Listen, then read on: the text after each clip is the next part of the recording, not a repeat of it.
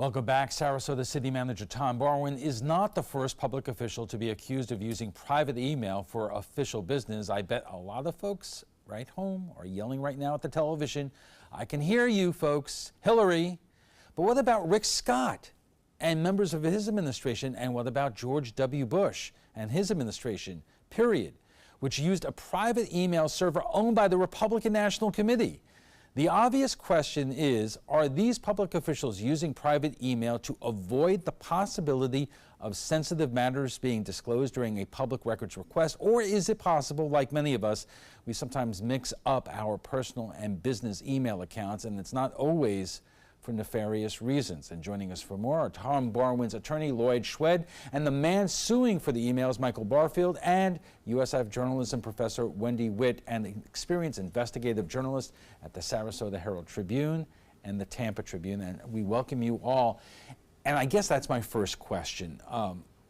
Is it always, Michael, a nefarious reason out there that somebody may be using his personal or her using their personal email address for city business? Or is it because these things have gotten so complicated and sometimes we have multiple accounts on the same device, sometimes we carry two devices and so forth? I don't think there's a simple answer to that question. I think there's a little bit of both going on, frankly. And in this case, we have evidence from Mr. Barwin himself in writing saying, I don't do this, they don't exist. For 6 years he said that. And then we discover more than 2,500 emails do exist. All right, so Lloyd, how did we get to I don't do this to, yeah, well, I kind of do to some degree? Well, I think he was asked, are you transacting official city business through your personal email? I think that was the question, because public records are only those things where you're transacting official city business. And in his mind, receiving emails from people in the community where they're commenting on things is not necessarily transacting official city business. And the Florida courts have been a little confusing as to what exactly qualifies as public records. And Wendy, the first question to you, and we'll talk about this more, is are we kind of, sometimes we care about when some public official does it and doesn't. I mean, there have been a lot of accusations that Governor Rick Scott and a lot of people in his administration do this, but the headlines were few and far between. They were, and I think that's a real shame. Rick Scott's use of his private email account to conduct official state business cost the taxpayers of Florida more than $1 million in legal fees and settling the lawsuits because he did that. And I personally feel that his disregard for the law has had a trickle-down effect throughout the state, and he has sent a message from the governor's office that it's okay to disregard the Sunshine Law, and as a result, people in cities and counties throughout the state have decided it's okay for them to disregard it as well. I want to pick up on that point in just a moment. Our conversation about Tom Barwin's emails continues. Welcome back. We are talking about Sarasota City Manager Tom Barwin's emails, and joining us for more are Tom Barwin's attorney Lloyd Schwed and the man suing for the emails, Michael Barfield, and USF journalism professor Wendy Witt, an experienced investigative journalist at the Sarasota Herald-Tribune and the Tampa Tribune. And Wendy, let me pick up where you left off, because you were saying that what Governor Rick Scott did in terms of how many members of his administration used private email accounts for state business. Is there a difference in your mind between that situation as being a little bit more nefarious than what we seem to be learning about Tom Barwin's situation? I don't personally know Mr. Barwin, so I can't speak to his motives, but I think that all public officials are trained, should be trained in the Sunshine Law, and know that Florida does interpret what constitutes a public record very broadly. And I just don't understand why having conversations about morale at the police department or city projects, why that wouldn't resonate with someone, that this is city business, this is a city issue, I shouldn't be doing this in my personal email. All right, so Lloyd, let me ask you that. emails like that, with those types of conversations, are they the result of somebody looking up the city manager, somehow getting a hold of his email, and it turns out to be his private email account, and raising these issues with him? Or did he ever generate an email or emails on his Gmail account that talks about some of those issues, and that's what we're talking about? Well, I think it's important to put this in perspective, because the moment this controversy arose, Mr. Barwin immediately asked the city to take his password and download every personal email he ever received or sent in the 6 years he's been city manager. So that demonstrates transparency, not someone who's trying to hide something. When we downloaded the 53,000 emails, what it turned out to be was about 289 of the 53,000 are really what may qualify as, quote, public records. And to answer your question, in the vast majority of cases, if not in every case, Tom Barwin was responding to people who would send him an email to his personal email account. Michael, response? Well, I disagree with Mr. Schwed's math. I think there are total that we know of more than 2,500 emails. He did respond. He initiated ongoing discussions about substantive city business. He has received training every year as required by law. I have the course curriculum for those trainings, and he was told, don't do this. He knew better. He shouldn't have done it. And by the way, we're forgetting that his client said they don't exist. I've triple checked, they don't exist. Okay. I know you're shaking your head, but we do have to take a break and pay the bills. We're just getting warmed up. Our conversation on Tom Barwin's emails will continue after a quick break. Stay with us. Welcome back, everyone. We are talking about Sarasota City Manager's Tom Barwin's emails, and joining us for more are Tom Barwin's attorney Lloyd Schwed and the man suing for the emails, Michael Barfield, and USF journalism professor Wendy Witt, an experienced investigative journalist at the Sarasota Herald Tribune and the Tampa Tribune. And before we get back into the Barwin situation per se, I want to try to draw the distinction with what we talked about at the top of the show, because we saw what Hillary Clinton went through during the campaign, using the private server at the State Department and not even using her government email address. And if you look before that, the George W. Bush White House lost 22 million emails. They had their own private server that belonged to the Republican National Committee. So Wendy, what is the difference in terms of the law on the federal level and the law here in Florida? The law in Florida is very broad, and it is a part of the Florida Constitution. Article 1, Section 24 of the Florida Constitution gives citizens access to all public records and all public meetings. And it's completely broad, exactly. Completely different standards. Right. The definition of what constitutes a public record under federal law is completely different than Florida's definition of 119. But the point is a valid one. I do think these days, with electronic communications being as ubiquitous as they are, public officials are encouraged to, and they do, get away with transacting business on private emails. It's happened all over the country, and unless and until taxpayers don't have to pay for it, and the offender has to pay out of his or her own pocket, we're not going to see a change. Lloyd, the question is, when we get back to Tom Barwin's situation, as Michael pointed out, Tom was made aware of what the laws are. There's been periodic training about that.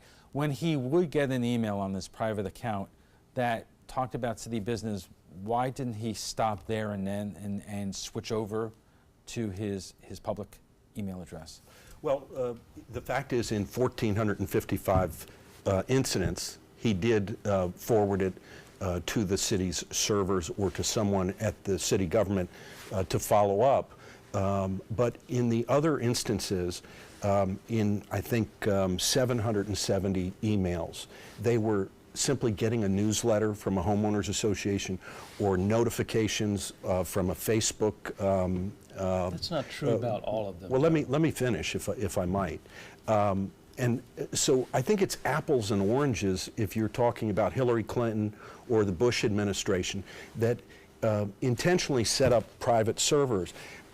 The evidence is that Mr. Barwin, in 99.99% of the time, is using his government email address. And in 6 years, if he received 280 emails that arguably relate to city business, and he inadvertently didn't put those on the city server, I don't think you can compare that to Hillary or to the Bush administration trying to circumvent transparency by doing that. There's no evidence that Tom Barwin has been trying to hide any of these emails. At most, it was inadvertent.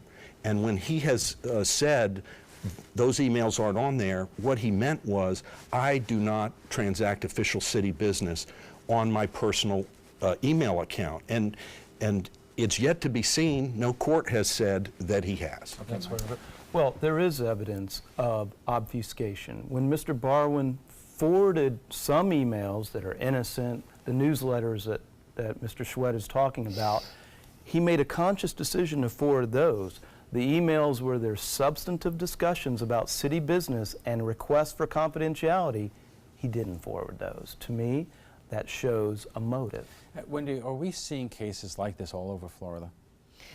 Increasingly, without a doubt. We're seeing not only people using their private emails, we're seeing governments that are charging outrageous fees and doing lots of things to... And the purpose of that is to dissuade news organizations in tough budgetary times from spending the money to get that kind of information. Absolutely. But that's not what we're talking about here. And Lloyd, let me ask you this question. Minimally, and we have a long way to go in terms of this legal case, but in terms of Tom Barwin, what are the lessons learned here? Well, the lesson is simple, that in this day and age, the public records statute can be interpreted very broadly to apply to things you receive in your personal email. And so Mr. Barwin has put a message on his personal email saying, if you're writing me about the city, please send it to my government account. So he's putting a halt to it. That's the first lesson.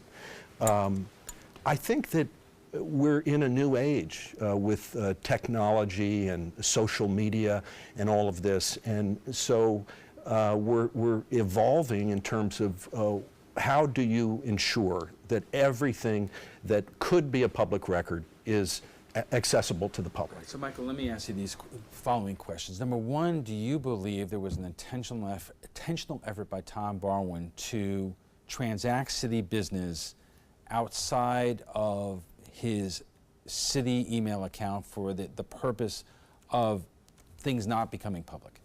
I do. There's been multiple documented instances where the city manager received training, direction from the city attorney, and he denied 3 times that he did what he did.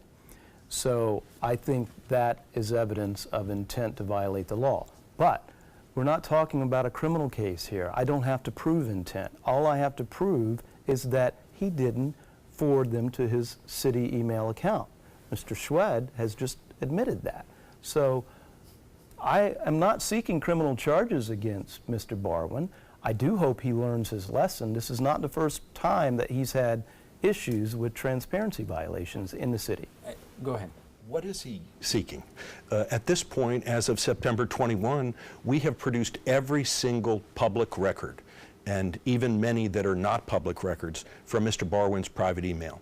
And yet, this lawsuit's going to go on, and he's going to be seeking attorney's fees, but we've produced all the public records. So at this point, what is it other than about getting attorney's fees? I'll be happy to answer that question. Mr. Barwin has claimed he didn't know what was or what wasn't a public record. Well, I'm sorry, as city manager earning almost $200,000 a year, that doesn't fly. But if he's truly that ignorant about his obligations under the law, then it's likely that he deleted messages that I haven't been provided to date. So I have another question, but do we have any indication that messages were deleted? I guess that's another thing. You are subpoenaing Google for a record of all of Tom Barwin's emails, personal and private, to figure that out. And we're Working with Mr. Schwed to try to get to the bottom of that so we can get some verifiable information that there has been no Let me deletions. get you to respond to that, and then I still have 2 questions. Sure. In 2 minutes. The Gmail account of Mr. Barwin had some item that you click on or whatever that archives your emails. And that was what Mr. Barwin's Gmail reflected. And so we believe that all of the emails were archived and that no public records were deleted. So Mr. Barfield can make these allegations with no support, but in the court of law, he's going to have proof. And 2 things I want to get to, Michael. I gotta ask you, because every time one of these cases comes up in Sarasota, you get the comments. Michael Barfield, he is in this as a profession to make money off of it, because if he pursues this case and wins, he wins a lot of legal fees, and that's how you make your living. Well, I wish Mr. Barwin would put me out of business and comply with the transparency laws then, if that's the case. Okay. And Wendy, what in your mind, as somebody who has worked on these freedom of information requests for many years, what is the lessons learned here in terms of any public figure who is watching this right now? I just think you can't be too careful. So just don't conduct the business in your private email. I mean, it's pretty straightforward. As a university employee, I am subject to the public records laws as well. I can't conduct university business in my Gmail account, and I don't. Can I just ask you one question, Wendy? But if a friend sends you an email and asks about a course at the university, would you necessarily think, oh my gosh, this is a public record and I've got to preserve it? Or might you think, oh, it's just a friend writing me? Well, asking me about a course at the university isn't the same as discussing business of the university. We have to leave it there. Wish we had more time. We want to thank our guests, Lloyd Schwed, Michael Barfield, and USF journalism professor Wendy Witt.